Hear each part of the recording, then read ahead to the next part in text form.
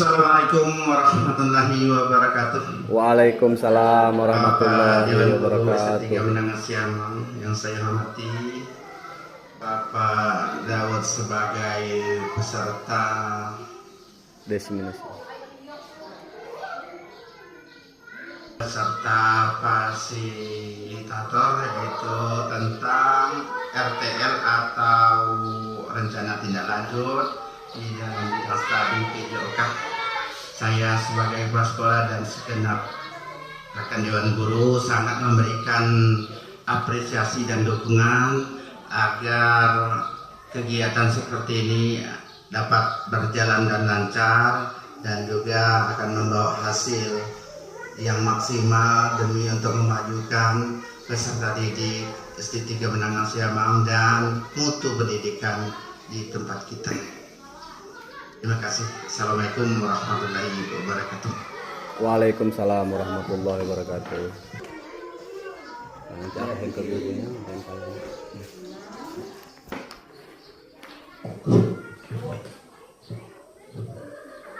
Oke, bismillahirrahmanirrahim. Assalamualaikum warahmatullahi wabarakatuh.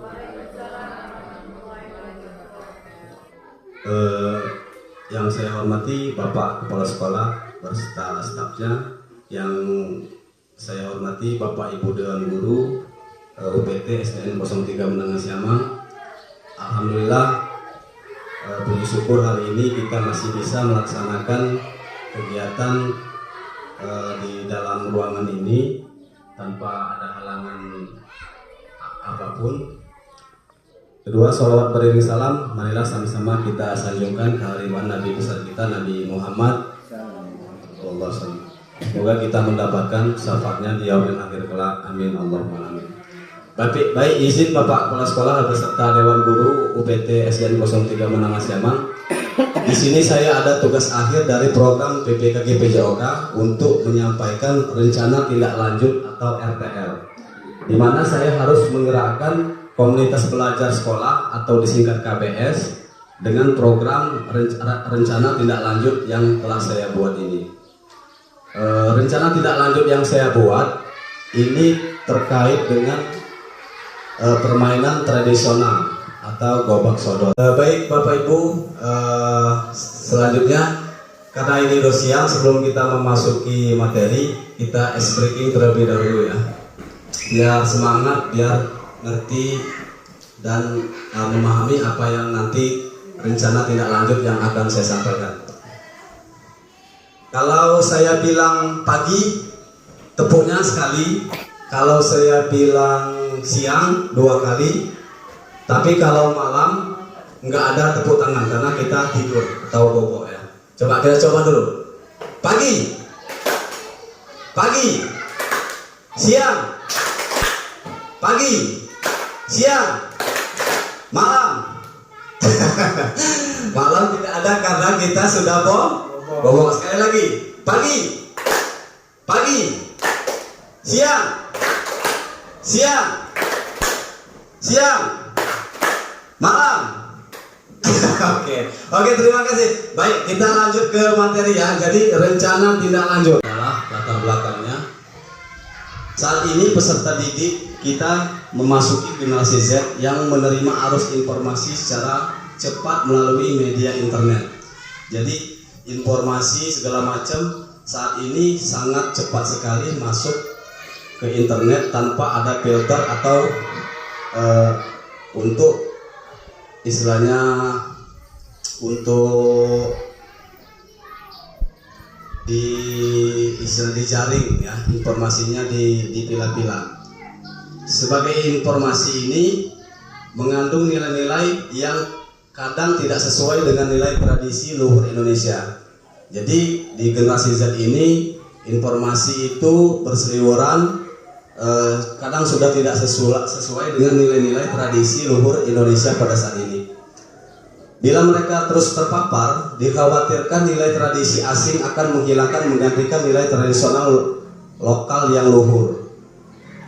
Nah, saat ini bermain tidak lagi menjadi aktivitas fisik yang menjadi tumbuh kembang anak. Jadi anak-anak sekarang ini sepemahaman saya Bapak Ibu, pas saya temui banyak yang bermain game online, kumpul-kumpul, ngerokok gitu, sehingga mereka lupa akan permainan yang sekarang dimainkan adalah yang game online tadi ya. Jadi dia lupa bahwa bermain itu tidak menjadi aktivitas fisik lagi, sehingga keterampilan gerak yang ada pada anak itu sudah agak berkurang. Nah, Penjaskes merupakan bagian integral dari pendidikan secara keseluruhan yang memiliki peran dalam membina pertumbuhan fisik, pengembangan psikis, keterampilan motorik, mengetahui dan menghayati nilai-nilai serta membentuk pola hidup yang sehat. Permainan tradisional dalam pembelajaran Penjaskes dapat membantu anak-anak bersosialisasi, anak saling bersosialisasi dengan temannya. Selain itu, bermain sangat diperlukan untuk perkembangan gerak dan kebugaran anak.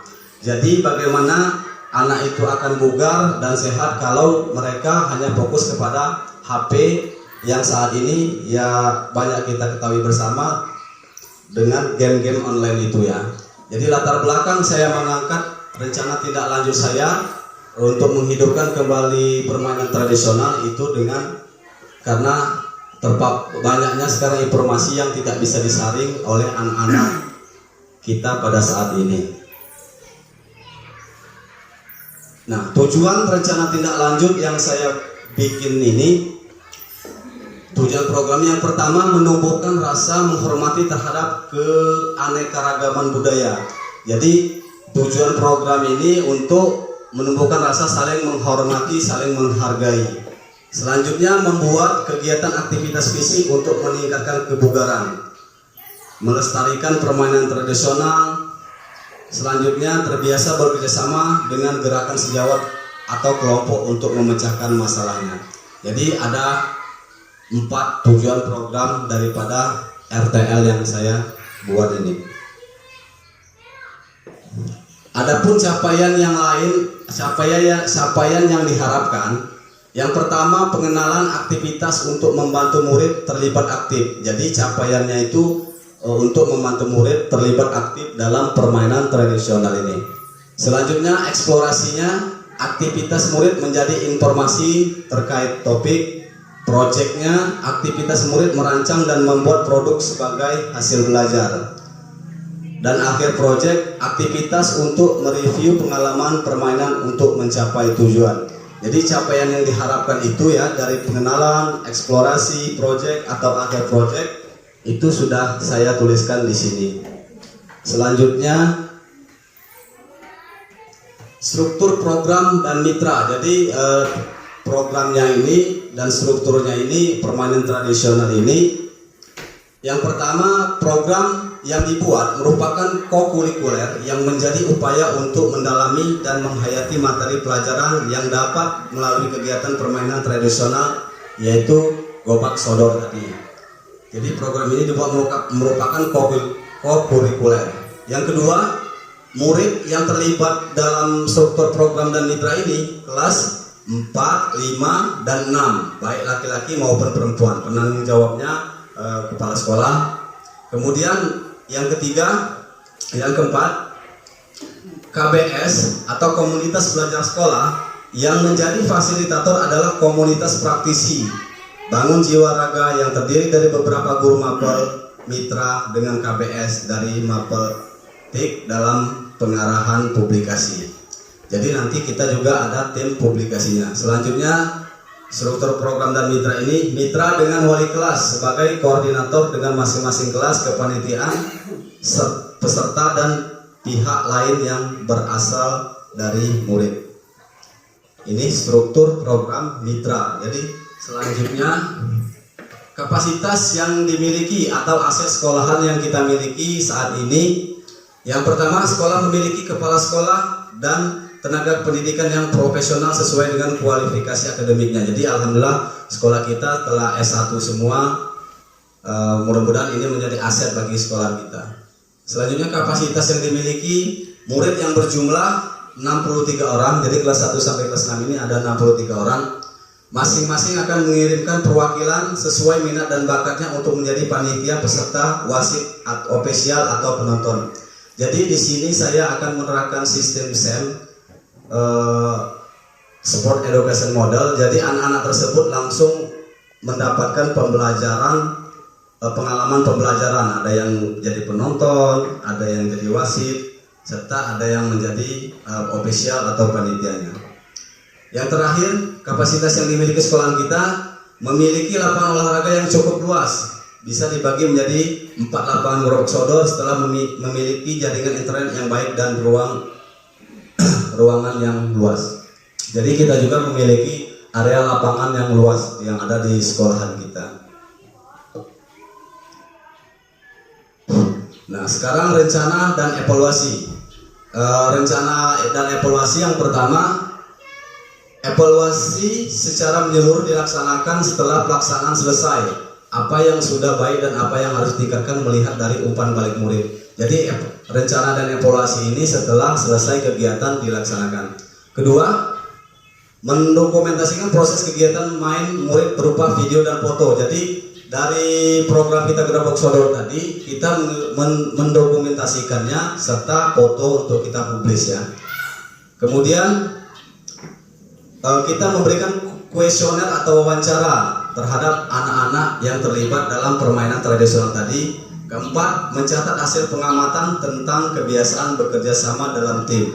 Jadi nanti kita mencatat kebiasaan-kebiasaan baik tentunya dalam pengamatan dan kebiasaan kerjasama dalam tim.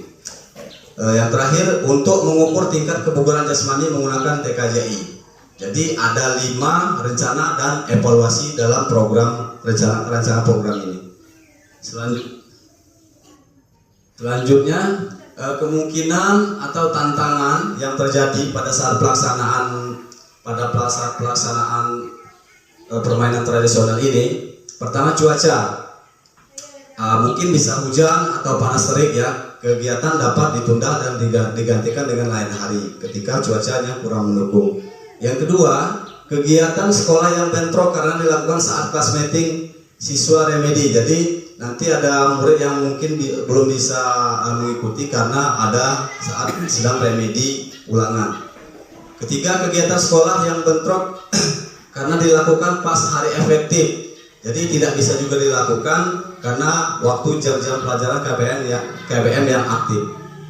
Evaluasi dan umpan balik, memberikan evaluasi yang efektif dan memberikan umpan balik yang konstruktif kepada setiap pesertanya. Nah, ini ada beberapa kemungkinan atau tantangan yang akan terjadi pada pelaksanaan